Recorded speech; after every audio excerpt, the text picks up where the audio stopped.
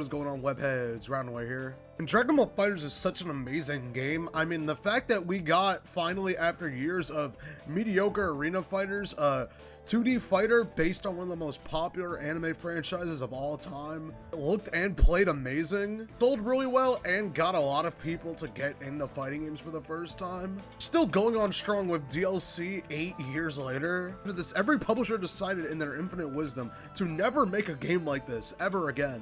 Now, I don't hate arena fighters, but the fact that there's never been like a traditional 2D fighter like Dragon Ball FighterZ again, not even by Arc System Works, just any other studio in general, is really weird considering how well Fighters did and is still doing. I don't hate arena fighters, I actually like a few of them. It's just more of the fact that like we get so many of them and a lot of them are just cheap cash grabs with like no thought actually put into the game itself. Despite these 2D fighters being few and far in between when it comes to this type of anime IP based fighting games, there are still a couple that are kind of obscure if you look, but are actually really good games and need more light shared on them. That's basically what I'm going to be talking about. I'm going to be talking about 3 fighting games that you may or may not have heard of based off of popular anime or anime adjacent franchises. I feel like it's super underrated. Now, considering how big of a series Fate is with multiple spin-offs and media and all types of stuff, really, games, you name it. For a series primarily known for its fights, like the whole series is basically just fighting what is essentially just a battle royale / tournament arc. There's almost literally no Fate fighting games whatsoever. Now, Saber herself has appeared in multiple different fighting games, namely 2 that I could think of, Guilty Blood, and I'm not sure what this game's called, but I'm gonna put it on screen. There is one Fate fighting game that everybody knows about. This game is Fate Unlimited codes released for the PS2 and arcades in Japan in 2008. In 2009, it got a full translation on the PSP version of the game. That was released in Europe and America on the PlayStation Store. It got delisted, and I'm assuming it's probably just because of the rights, like they lost the rights to the game. Anyway, this game's well known mainly because of who made it. This game was made by Aiding, which if you know anything about fighting games, they're kind of legendary in the fighting game scene, making tons of great fighting games. Mainly Marvel vs. Capcom 3, Tatsunoko vs. Capcom, and DNF Duel. And also, hey, look who else is here, Capcom. Yeah, this game was also published by Capcom, so it was already a match made in heaven. And yeah, this game is really good. The game features 17 characters from the Fate series, mainly Fate Stay Night, All the Routes, Hollow Ataraxia, and Fate Zero. The game itself is a 3D fighter, but it basically plays like your standard anime fighter of the time with the numpad notation and everything. Light, medium, heavy button layout. You can also sidestep, that's where the 3D part comes in. Used for mainly like evading attacks and such. Like I said, if you've played any type of anime fighter, this is pretty much familiar to you. There's a launcher with down heavy. Like those games, you could combo attacks together by button strength. The game has air combos, but it's not like Marvel vs. Capcom really, where like you're gonna be in the air for a long time. This game is pretty grounded for the most part. Don't be mistaken, this is Aiding after all. There are some crazy long combos in this game. Actually, this game has like really high execution in it. Kind of what this game is known for. Like the people who are good at it are like insanely good at this game. If you want to get good, you're gonna have to put some time in. Just like most of Aiding's games where they're like, it's really simple to learn. Like you could do a really basic combo, but if you want to do some of the advanced stuff, it's gonna take a while, and also your fingers are gonna hurt. The game also has some unique mechanics to stand out. There's also a reflect / guard button done by pressing X, which pretty much does what you would think it would do. Kind of reflects attacks and negates damage. However, if you press this button while doing a combo and you have at least 1 bar meter, you basically get like a Roman cancel. There's also the magic burst. If you have 100 mana, it's basically like a mini install that every character has, similar to something kind of like X Factor or Sparking from Dragon Ball FighterZ. Basically powers up your character for a certain amount of time and gives them stuff like specials that could be canceled into other special moves, more damage or faster, etc. Because this is Fate, there's also a Holy Grail mechanic. In the middle of the screen, it's basically kind of similar to Vorpal from Under Night, at least in the concept of it.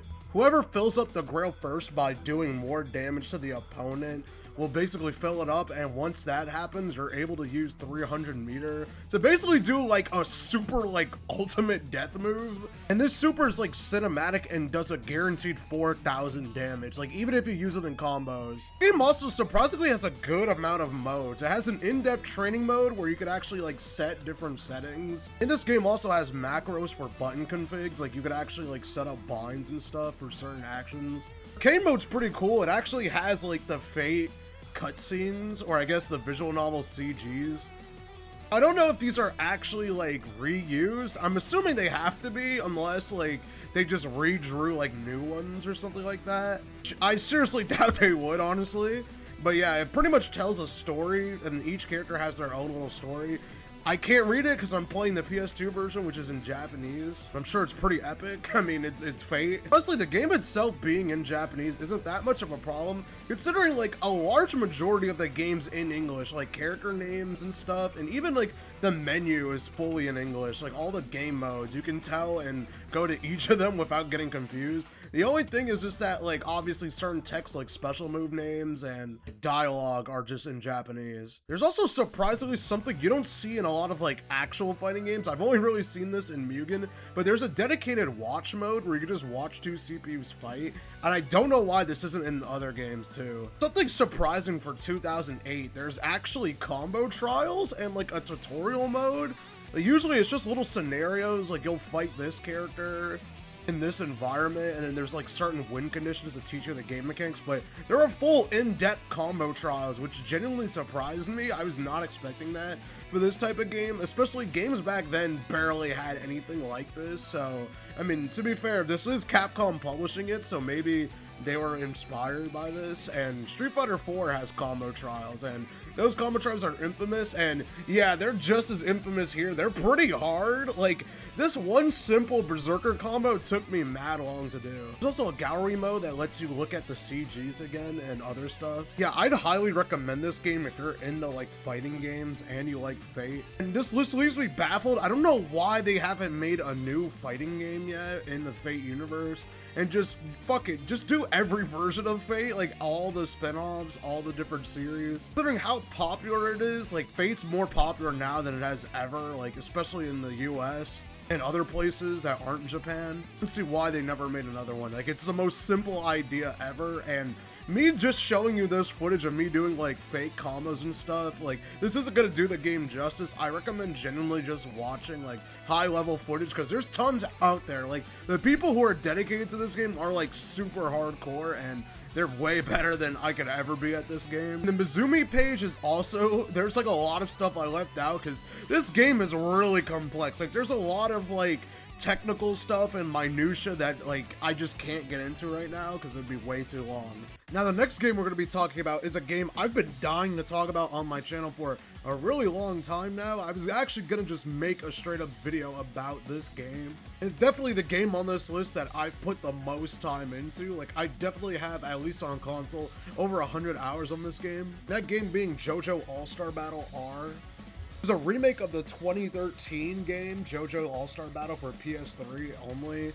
Yeah, when this game came out, I played the absolute shit out of it, and I followed it basically up until the game's end. As a huge fan of JoJo and fighting games, I've always wanted to play this game, but I didn't have a PS3 and my old PC couldn't emulate it. So when this game got announced that it was fully coming out, and it was remastered in 60 FPS, and the gameplay mechanics changed to make it more of a traditional fighter, because this game was kind of like an arena fighter when the game first got revealed. It had its competitive scene, but it was really simplistic. But they made so many like actual mechanical changes that the game basically transformed into something different, but for the better. Like I said, the frame rate went from 30 to 60, and the actual like combat got enhanced and the hit stop to make it feel like more of an actual like genuine fighting game. This game actually has a similar layout to Fate Unlimited Codes with light, medium, heavy, and a rotate button. This game isn't a full 3D fighter, kind of like that game, where it's actually just sidestepping. Like, it's basically a 2D game, but you can sidestep. There's also a unique action button that's different for every character, and this really adds to the fact that every character is completely different. Like, there are no characters in this game that play similarly. Even characters that are just stand users with like punch goes play completely differently. How it works for stand users, you call out your stand and this completely changes your moveset. Basically every character with a stand, or most characters with a stand I should say, have two distinct different moveset. Like even their normals are completely different and the special moves that they use. Stand users can spend a bar of meter to quickly change from their normal attacks to their stand mid combo, and you're going to be doing that a lot because this game is super combo focused. Like this game involves you just juggling your opponent in like really long, super damaging combos. Like if you like combos, this is your game. Unique button also does different things, like I said, per character. For example, Hamon characters can actually charge up their meter and use EX moves, which not every character has access to. You can also spend a bar meter for every character to activate a flash cancel, which is basically a Roman cancel from Guilty Gear. These can be used in combos, or you can just end block strings and make them safe, which honestly, that's mainly the use for them because other gamers have ways of just not having to use flash cancels. This game also has a perfect dodge mechanic, basically. Like before you get an attack, and if you hold back at just the right time, instead of blocking, you'll just completely dodge and sidestep them automatically. There is time to this, however. You could do a manual version, but the manual version, it gives it away because there's a flash, so you could just grab them out of it. And when it happens, there's a super obvious freeze on the screen that basically allows you to just get opened up and punished for spamming it. Also, this game's roster is huge. It features JoJo characters from every single part of the series, including Bao from Bao the Visitor, making it 40 characters at launch, including the new characters that they backported from Eyes of Heaven, which was made by the same company, came out later. So they added those characters back in, and then there was 2 season passes worth of characters. So basically any relevant JoJo character, even some of the irrelevant ones in all honesty, you could want to play as are in this game. Like this game has a massive roster, even if you don't buy any DLC, so I think it's genuinely worth the price just for that alone. For the game modes, it's pretty standard. There's an arcade mode, which you use to get coins, and you could customize your character, and there's a lot of character customization. Like you could buy skins and different like costumes and taunts.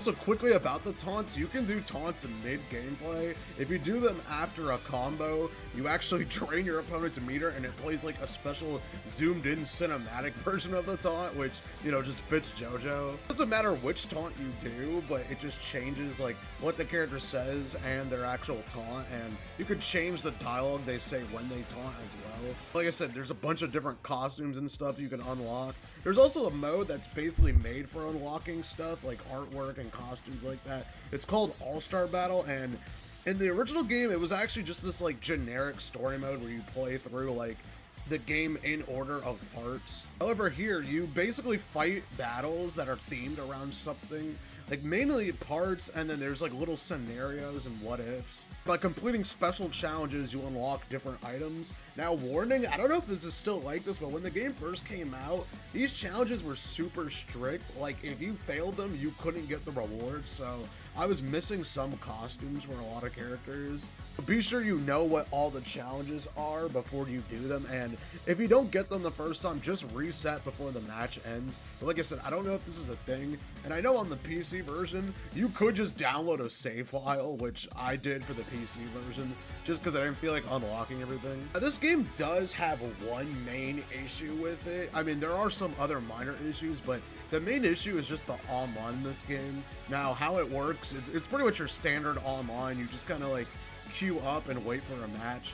However, this game ended up dying like pretty fast, mainly because they didn't bother to add rollback to this game or any improved netcode. They just straight up ported the old online from 2013 to the game, and I think that killed this game. I mean, this game was fairly active online back when it released. Like, you could find games, but the connection quality was literally so bad. There were a few times where it was great, but like, I don't know. I'm pretty sure this game's also region locked or something too, so I don't know if you could find people from other places. I don't have footage, so I'm gonna be putting up some other footage of YouTube of people playing. Like, I couldn't even get a match for this video, which was really unfortunate. I feel like people would have talked about this game more if it was like game with like an actual good online, because this game got a lot of press and a lot of people like it because this is basically just a traditional fighting game. It's a pretty good one from CyberConnect 2 that usually makes arena fighters.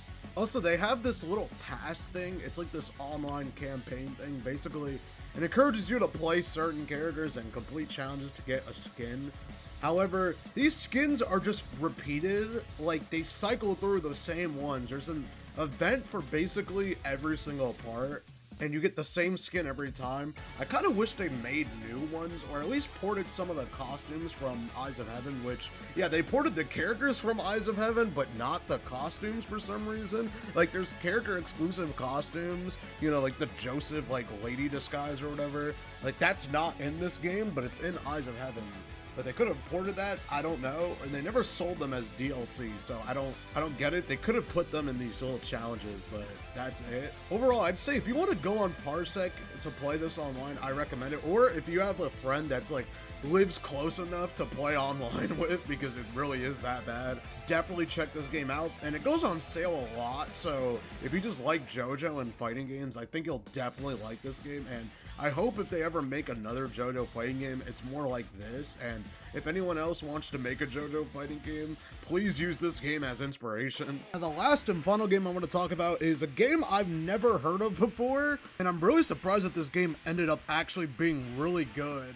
The game is called Bleach Dark Souls, and yes, it's literally called Dark Souls. Yes, in case you're wondering, this was before the actual Dark Souls came out. And yeah, this is a fighting game based off Bleach, and I'm not the biggest Bleach fan. I obviously watched through it all, and I've caught up with Thousand Year. But I think Bleach deserves a 2D fighter. I mean, we just got Rebirth of Souls, and while that game looks nice, I don't really like the gameplay. I think the gameplay is honestly just kind of too slow for me. However, this game is really fast-paced. Probably the closest thing that we'll ever get to an actual, like, 2D Bleach fighting game. This game is basically your standard anime air dasher with light, medium, and heavy, and actual motion inputs, which is kind of crazy for this game being on the DS. And they don't skip out with the motions either. There's half circles, quarter circles, DP inputs. Also, weirdly enough, you can do these inputs like backwards, and it'll actually like turn your character around and do the special move. I don't know what the point of this is, but yeah, that's there. Like I said, every character has an air dash, but there's also flash stepping like in actual Bleach. There's this little meter at the bottom of your screen that basically dictates how many times you can do it. You can do it up to 3 times in a row. And you could use this like mid hits to like cancel combos and stuff. Or you can just use it for evasion. And also, one thing that this game has, which is really weird and unique, especially for this type of game, this game has like the old Fatal Fury system of you could change lanes. Like you could hop between the foreground and background. Again, I don't really know what purpose this serves, because while I was playing, I didn't really notice it and I barely did it, but it's a cool thing to have.